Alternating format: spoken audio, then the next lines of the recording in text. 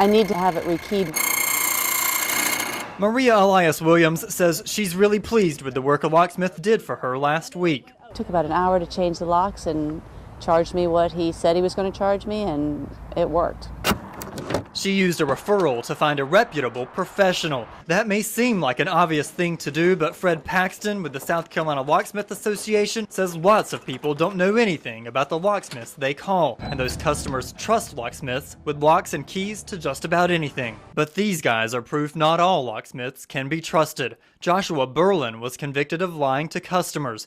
Then there's Todd Morrison, convicted of murder, and David Zimmer and Peter Sparakis, both convicted of separate sex crimes involving young girls. They were all locksmiths at the time of their crimes. The day he's paroled and the day he walks through that gate as a free man, he can go anywhere he wants to and become a locksmith that day. Assistant Solicitor Candace Lively convicted Sparakis, and now he's out of prison and back in North Myrtle Beach with a locksmith business still in his name. Whenever I learned that he was going to be going into people's homes potentially, I had a huge concern.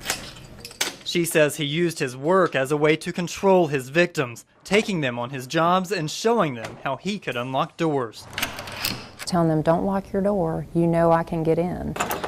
They've sat there and watched him get into cars and homes for themselves, so they knew that there was no way they could keep him out.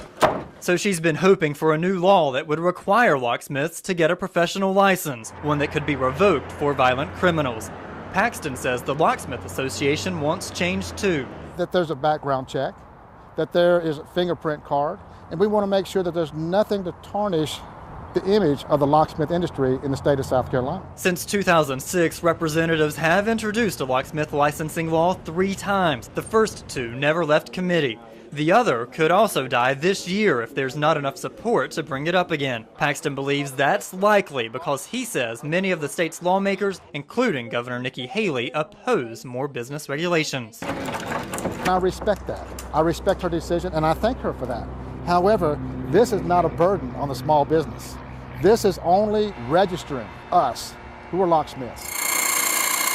The state's Department of Labor Licensing and Regulation doesn't want to take on oversight of locksmiths either. 15 other states, including North Carolina, already require licensing for locksmiths. Paxton vows to keep pushing for change.